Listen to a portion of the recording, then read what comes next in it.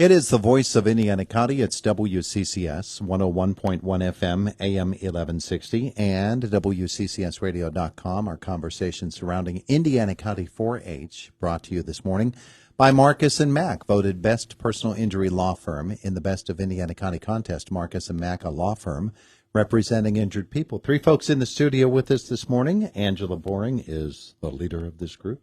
Good morning to you. Good morning. It's good to have you with us here today, and you brought a couple of 4-H'ers with you. I did. I'm going to let them introduce themselves, but these are a couple of my Youth County Council members. So they are in our leadership club here in Indiana, and they do a lot of things behind the scenes to help us run everything appropriately and fun for our youth. So I'm going to let them go ahead and take over for a second. All right. Wonderful. Morning. Morning. How are you? Wonderful. Now, both of you have been here before, right? No? I've done the show a couple times. Yeah, you've been here before. I knew that. Yeah. I knew that. And you are? I am John Bruner from Blairsville. I've been around in the 4-H program for many years. My parents are both involved, and I've been involved since I was 5 years old. So now I'm a representative for the county council and many 4-H clubs. So. Wonderful. And with you today? My name's Lily Mano, and I've been in 4-H for 6 years, and I'm in Treasure Seekers, Lucky Kids, and Youth County Council. Wow, that's a lot. Okay, Lily, do this. Grab this mic like this, and then pull it up like that. So that there we go. There we go. You guys don't have to hunch over like that in order to get this done. Angela, we've got an event coming up, right? 4-H Day. We do. So it's actually PA 4-H week next week, the 17th to the 23rd. So all across Pennsylvania, we're celebrating 4-H. We're going to have some green lights in our window at the extension office. We have an ag literacy night at the mall next week in Indiana from 5 to 7. So we're going to be doing a hands-on activity with people there. And then we have a ice cream social at our convention or at our extension office for current and alumni of the Indiana County 4-H program. So we're hoping to get together one evening next week and celebrate all things 4-H. And that's kind of what we're doing. It's sort of our kickoff time of this year. Our year runs from October to September, and some of our clubs happen all year long. Some of them happen for just a couple weeks at a time, but this is really where things start to heat up. We start getting that momentum for heading to the fair, for people that are participating towards state events or looking to go towards state and national events. Those are all gearing up right now. I did a local event yesterday for our horse club. They did a horse bowl, so it's like Quiz Bowl, but at a much higher level of equine knowledge that you have to be pretty intense on to know. So we have a couple kids from that will be attending the state horse bowl contest. And I know John's headed out for a National Ignite 4-H conference also next week or the week after? Wednesday. So yeah, this is it. That's why it's PA 4-H week next week, because everything takes off from this point to October. Yeah, well, let's find out about the 4-H experiences for both John and Lily. Lily, let's talk to you first. Since you're a newbie in the studio today, let's find out about what 4-H has been like for you and how long you've been involved. And you mentioned a number of different things that you do. Yeah, I've been in 4-H for 6 years, and I sew, cook, and craft with my one group, and then I show livestock with the other. Mm-hmm. What livestock do you use? I show goats, and then this year I'm showing my miniature Herefords and pigs. Oh, yeah? Not as if you're busy, huh? That's a lot of different animals that you have to get to know and groom. Yeah. And get ready for 4-H. What makes you want to do all of these different things and be so involved? I just like working with animals, and then sewing and cooking and crafting. Just my 4-H leader kind of introduced it to me, and I really like it. Mm-hmm. Yeah. So tell me about 4-H for you. Is it something that you thought as a little girl that you'd want to do, and now you've just grown into it, or how has it come about for you?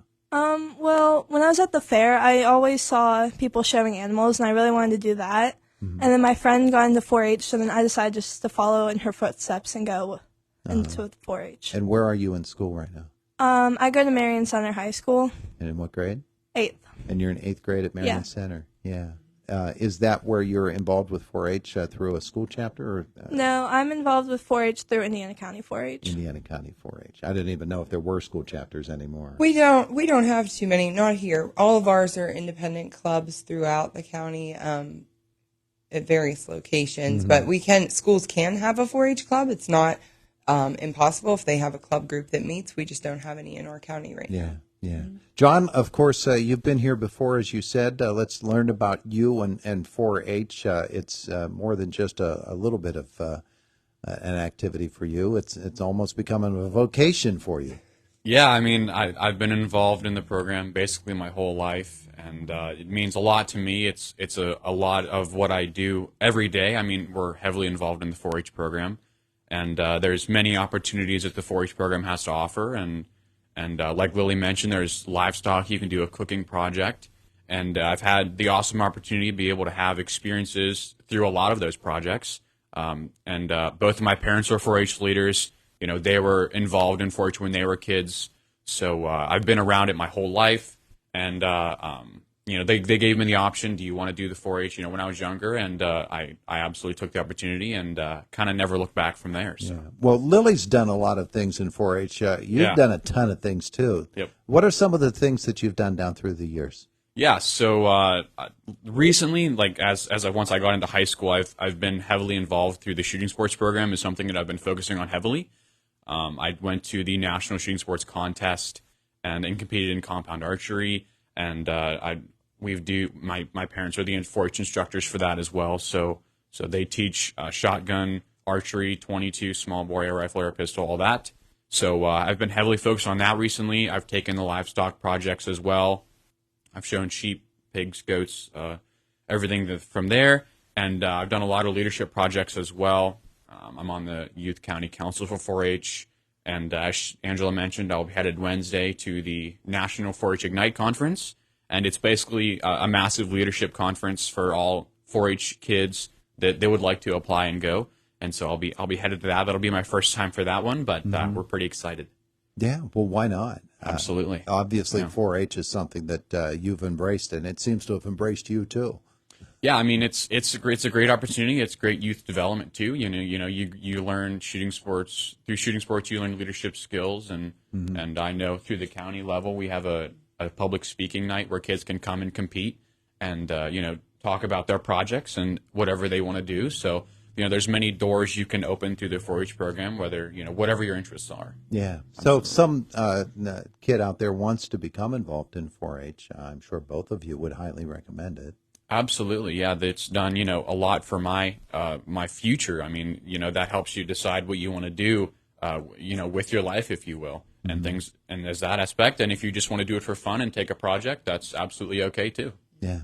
And Angela, there are many ways that folks can do that. The event that you mentioned, of course, that's correct. So there's so many different options. We have our clubs, which they're spoke of. We do school enrichment opportunities with different districts, focusing on robotics or creative arts or our regular standard livestock that everybody knows, right? Through our embryology program.